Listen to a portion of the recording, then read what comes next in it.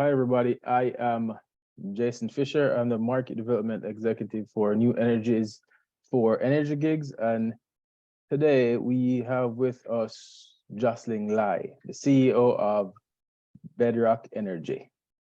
All right, so we'll start by just saying a few words about Jocelyn's background. Jocelyn is an entrepreneur who has launched, grown, invested in, and advised enterprise technology ventures across various sectors, including urban mobility, sustainable agriculture, just to name a few. And now she's currently building Bedrock Energy, a startup that is focused on direct use geothermal energy. So my first question to Jocelyn is, you have a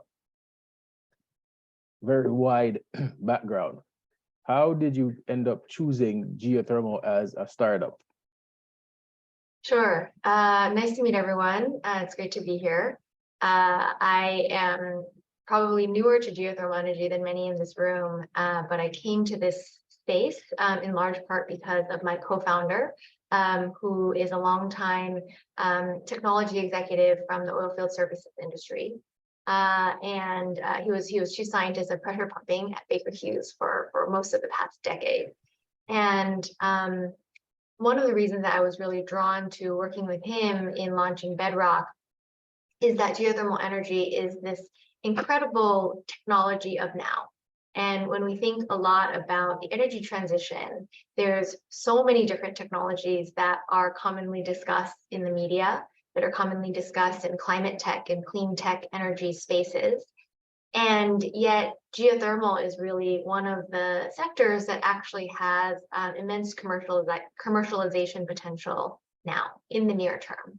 And particularly direct use is very exciting because it's a sector that has been done. It's a technology that has been done for many, many decades. In some ways, the oldest geothermal installation for direct use that is currently still in use is in France and has been around since, I believe, the 15th century. And in Boise, Idaho, here in the United States, the oldest system has been around since the 1890s. And so there's this sense that here's an incredibly well-validated technology, the use of the earth for direct heating or cooling. And yet all it needs is some technology development and market development and business development to truly make it scalable and have an incredible economic and environmental impact. And so that's kind of what drew me to the sector, and the fact that it's actually more in this era. Direct use geothermal is actually more about product development, market development, and kind of business development, means that somebody who comes from a very different background, who doesn't at all have oil and gas or energy or geothermal background, can actually bring in a multidisciplinary and kind of different perspective to create new business models that actually make geothermal viable for urban cities, for commercial real estate, for sectors that have never really thought about geothermal at scale in the past. Okay, that is great. I'm glad to have you in the industry. So my other question is, for those people online right now that don't understand the difference between traditional geothermal and direct geothermal, could you explain the differences? Yeah, sure. And I did prepare a helpful visual just to make it simpler. So I'm going to screen share. Let me know if it shows properly. Yes. Great. So what we would consider traditional geothermal, what the energy industry considers traditional geothermal, is what you see on the right-hand side, which is labeled power production, and which is basically the concept that we use, very hot temperatures to generate power. And most traditionally, it's hydrothermal power. And I imagine there might be some individuals in this room who have experience in this category. And then what you really see in the press as being the most prominent form of technology innovation in geothermal today is what you have on the further right-hand side here with enhanced geothermal systems, whether that be open loop EGS or closed loop EGS. Overall, when most people think conventional geothermal, it's to generate power. But direct use, which is what we have here on the left-hand side, is where the geothermal gradient of the earth, so just the temperature differential as you go deeper, can be used for directly heating or cooling a building, an industrial process, a community. And it's called direct use because you actually avoid the process, and therefore the costs and some of the inefficiencies, some of the energy loss and waste heat that is attributed to going from the thermal resource to power and then to the actual use case that you want. So generally speaking, in direct use, you are going from a thermal resource to a thermal application, and therefore you're kind of directly accessing kind of the outcome that you want. And within direct use, there's generally speaking two broad categories. You can hook up a house or a building directly to a geothermal heat pump, and these tend to be somewhat shallower systems. And then the heat pump does require electricity to run, but as a HVAC or kind of heating solution, that heat pump is actually the single most efficient way to heat and cool, because you directly tap into the ambient temperature gradients of the earth and use about 50% less energy than any other heat pump solution. And then at a larger scale, what is generally called district heating is when you might have many homes or many buildings in a larger community connected to the similar boreholes into the ground, but are actually connected to one another, so that thermal energy can actually be shared between buildings, which is helpful if you have a heterogeneous load. And the heat from, let's say, a data center could potentially be really valuable for process heat, or for heating homes, or for example, like an aquatic center that needs kind of thermal energy to keep its facilities warm. So that element is tied to the element of district, like networked grids. And then oftentimes with like a larger district system, you will actually go deeper into the earth to access higher temperatures. And you see that fairly often in some cities in Germany, Switzerland, Sweden, the rest of the Nordics. For community scale heating. So these are the kind of broader categories, but of course there's many versions that kind of lie within this spectrum. Thank you. That was a very great explanation of what the different types of geothermal resources are and what we can actually use it for. How did you decide on applying it for buildings versus addressing challenges with food supply by creating greenhouses?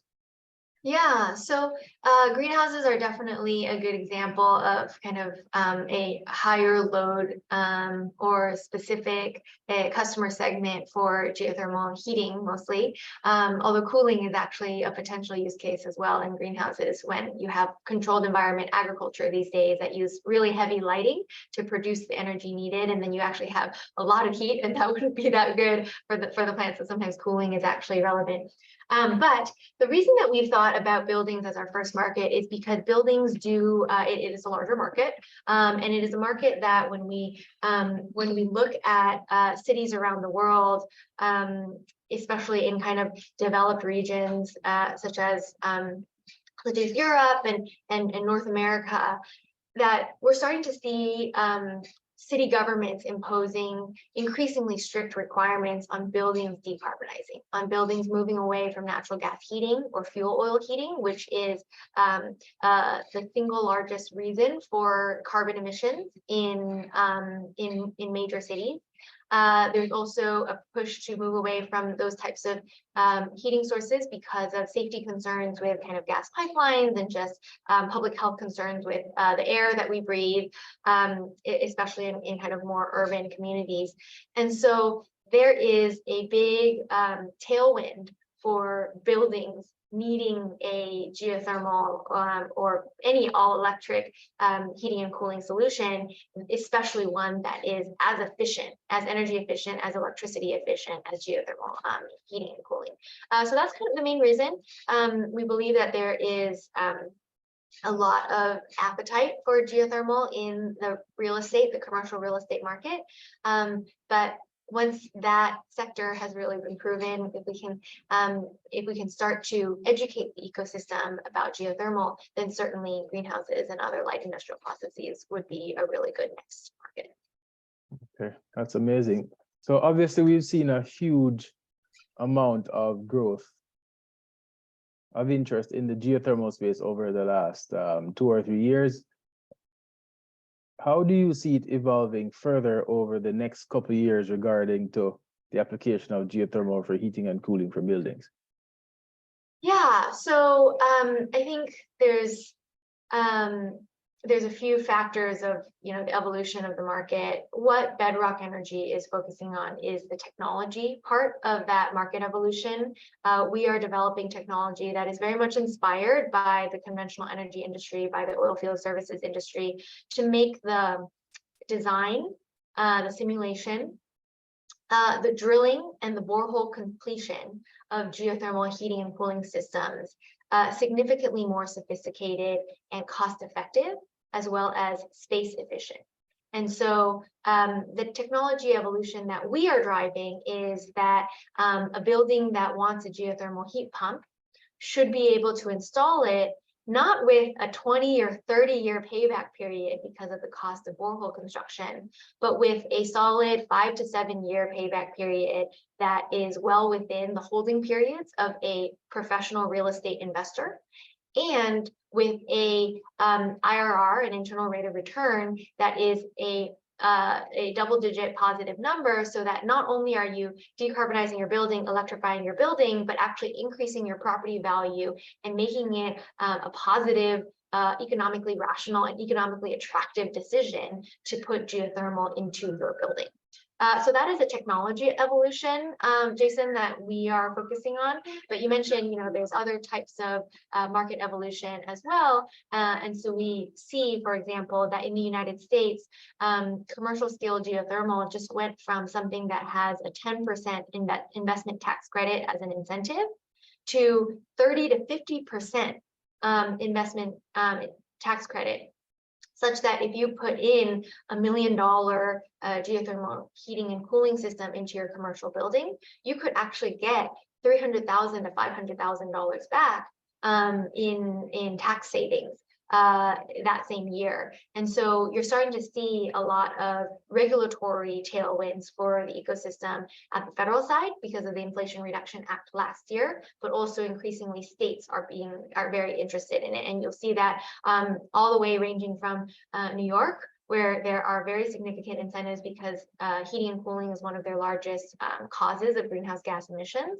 But you also see it in Texas, where Bedrock Energy's technology team is based, where the state of Texas is definitely very conscious of how do we help our grid become more stable. We've kind of seen the challenges in Winter Storm Uri. You've seen the incredibly hot temperatures last summer, and geothermal is a huge way to actually stabilize the grid, reduce your power demand at these critical times.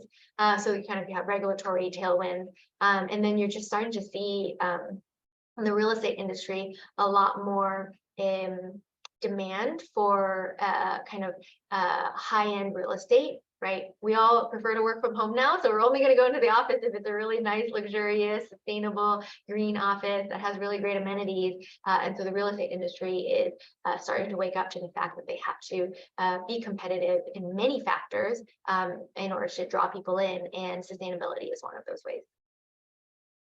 Yeah, that's amazing. I agree with it. Will evolve drastically, especially on the technology side and how we integrate it into our current grids and current buildings as we trace net zero and energy transition in different states and globally. So let's switch gears a little bit and look at some of the challenges. When you first entered into the geothermal space, what is something that was more challenging than you expected? That's a good question. I think that one of the things that we've encountered as a technology developer, and right now we're an early stage company, so we're focused on developing the first prototypes of our technology stack, is that we are currently very much integrated with the oil and gas equipment and technology supply chain, because that is where the source of our technology inspiration comes from. We're basically re-engineering large drilling technologies from the oil field, which might be massive, 5 to 10 times larger than what we are building. But we do need to use some of those components in order to build our small modular drilling machine that can fit on an urban construction site, and yet has the power and some of the technology innovations of being able to drill deep, consistent, well-controlled, directional, fast, semi-autonomously, and has all of those advantages from the oil field, but actually is able to fit into, is able to drive on surface streets in urban areas, and is able to fit into a typical driveway of an office building, right? So there's definitely some a good amount of re-engineering and redesign, and yet we are using manufacturers and suppliers from oil and gas. So the biggest challenge is twofold. The first is I'm sure everyone has known about the supply chain bottlenecks over the past couple of years, and so we started our company right smack dab in the middle of a lot of those challenges, we have been faced with, oh, you want this hydraulic pump? The waiting list is 40 weeks long for that. And so we've definitely had to do a lot of shopping around in terms of procurement. That's probably the biggest thing that we've seen. There's also just right now, we are not fully insulated from the fact that the oil and gas industry has all of these really prominent cycles, right? The ups and downs that are tied to oil prices and oil production. And so when times are hot in the oil industry, we as a new technology developer, a small company, a startup that is doing something that's a little bit adjacent to oil and gas, we are not these manufacturers' number one concern or their number one client. And that's just something that we've had to navigate with a lot of hustle and just a lot of calling around. Yeah, I think a lot of other companies on the technology side struggle from the same challenges as you have discussed here a while ago. One more challenge I want to talk about is we recently attended Sarah Week, and there was a big emphasis on finding the talent needed to get us towards energy transition and to help us develop these new technologies, whether it's for geothermal, hydrocarbon, or carbon capture stuff. What do you see are the challenges related to finding the technical talent you need, and how might we somehow address it going forward? Yeah, I think one of the big challenges with talent at all ends of the spectrum, whether it's very technical from an R&D side to technical operators who are in the field, is that those who come from the hydrocarbon space are very used to the feast and famine of the oil and gas industry. And so there are people who will say, oh, well, I should be making this quite high figure in the 6 digits. And that's kind of like, that's what I'm used to. And then and that's true that people are used to that in the times of like feasting, but then when you think about the ups and downs of the industry, the actual, I think, expected compensation, I would say, is actually really not that, and it's something much more in the middle, which is what we would consider more conventional in other industries that don't go up and down in those ways. And so I think that having that education about a more consistent salary, a more consistent compensation package that is kind of tied to full-time employment, that isn't really necessarily contract work. Like, these are the kinds of benefits that we need to be better at telling the story about when it comes to jobs in kind of relatively new sectors, like tech startups, or kind of maybe different energy companies compared to the hydrocarbon space. So there's definitely that. I think it's also important to emphasize the advantages of working in a different sector. So for example, we've been hiring drillers, and Jason knows that that's something we've been looking at over the past couple of months. And we are offering a value proposition of, you can work with us to drill, and it's a Monday through Friday, maybe Monday through Saturday job that is generally like 8 to 6. and you can be living in a city, you can be working, drilling, and living in a city where your family is. You don't have to go to Saudi Arabia for 3 weeks at a time and then just come back home for 1 week and see your kids for 1 week. And that's just a really meaningful advantage for work-life balance and for people to be people in addition to being professionals. And so we want to tell that story more, and that is attractive to people whether or not they care about the energy transition, whether or not they care about clean energy. It's actually a human and economic value proposition. Okay, that's amazing. You had me chuckling there because I had that same experience where you had to go work far away for a few months, come home for a couple of months, and then do the cycle all over again.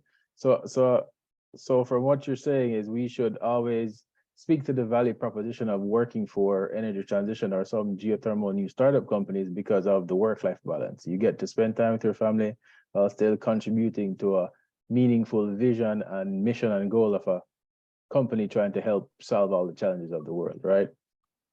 Yeah, absolutely. There's of course just overarching all of that. It's the fact that there is a mission to working in geothermal, right? You can talk about the carbon emissions reduction. You can talk about energy resilience and energy independence. And that's something that the US government and even the US military are incredibly focused on. It is mission critical as a country for national security reasons, for economic prosperity, to source and source our energy, develop a supply chain around clean energy right here in the United States, to have grid resiliency, to have lower energy costs for consumers and residents. So a lot of these benefits, whichever angle you want to take, whichever matters the most to you, are really meaningful to being part of the geothermal industry development. Yeah, I agree. So if anybody has any questions, feel free to use the Q&A because we're going to jump into some questions right now. I have one here.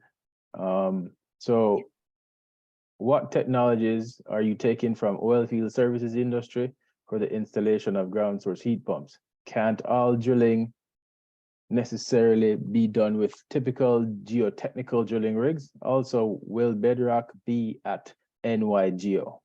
Great. Yes, happy to answer these questions. I referred a little bit earlier to the technologies that we are developing. So in one part, it is related to drilling. So we are building a prototype drilling machine right now that can drill much more quickly and with much more control at deeper depths.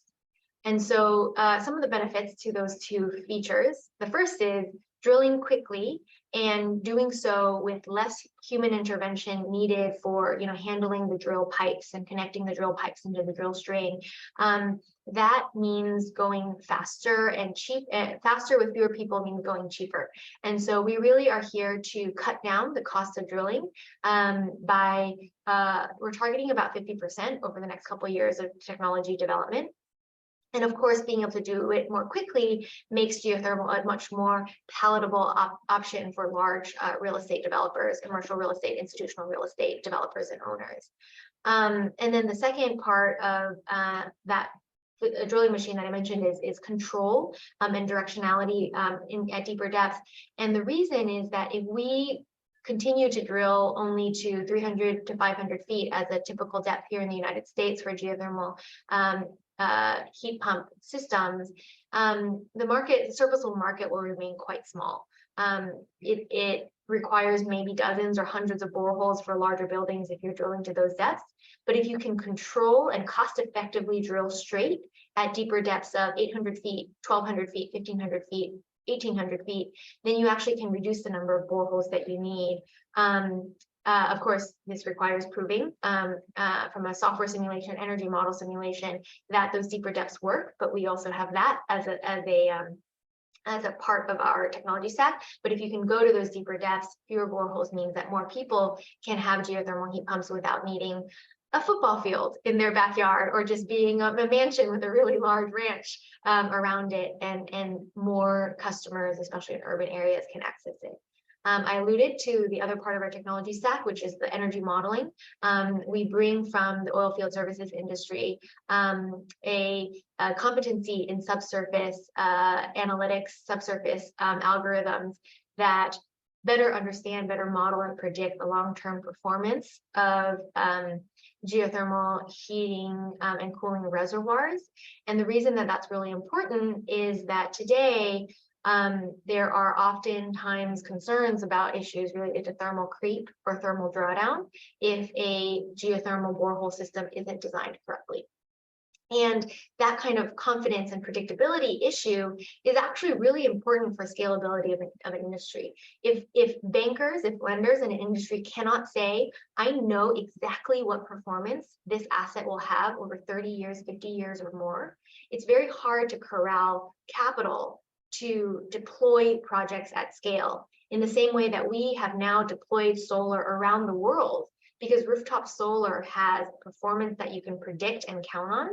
And so it is bankable, it's creditworthy, and then you can say, because of these cash flows, I will bring money to make this a zero upfront cost installation. But geothermal heat pumps don't really have that at scale today because of these questions about exactly what the borehole component will actually deliver over time. Make sure there's no performance gap, make sure there's no thermal creep or thermal drawdown over a decade or 2 decades. So our energy model is really focused on that. And pairing that with the drilling machine enables us to bring down the cost and bring up the predictability so that this becomes a scalable asset class for the energy transition. So that's kind of the technology overview. Can't the drilling be done with typical drilling rigs? So in terms of the kinds of drilling rigs that we typically see in shallow geothermal and water wells, we're here to bring, as mentioned, speed, semi-autonomy, and therefore cost savings, and then also more precision and control over deeper depths so that you don't go crooked and hit another borehole and lose both boreholes, or go crooked and go off of the property lines. One example of the challenges there is the St. Patrick's Cathedral geothermal heating and cooling system in Midtown Manhattan. They stopped, I believe, half of those boreholes halfway down. So instead of going to 1,800 feet, they just stopped at 900 feet because they were starting to go crooked, and that would have, it's New York City. You don't want to hit any subways, you don't want to hit any gas lines or anything like that. So, so that was an example of how typical drilling rigs today don't fully enable scalability in the industry. And then in terms of typical drilling rigs in the deeper oil and gas or geothermal power production space, is that those are really massive. They literally are not allowed to drive on roads. They are not allowed to drive on highways. They are not able to go under bridges on public highways. And so re-engineering work really does need to be done to make the rigs compatible with urban drilling, and yet powerful enough to go to the depths that are valuable for geothermal heating and cooling at scale. So hopefully that's helpful. We may be at NYGO. There's a lot happening this year. There's a geothermal industry fly-in to Congress. There are some meetings with the Department of Energy, and so NYGO will try to send someone, but we may not have a formal presence there. Thank you. I think you answered that question pretty well. And in terms of all the activity and attending conferences, we know there are a lot of conferences and webinars and stuff to attend this year, and it's filled up the calendar. So I completely understand. In many cases, we won't be able to send people to everyone either.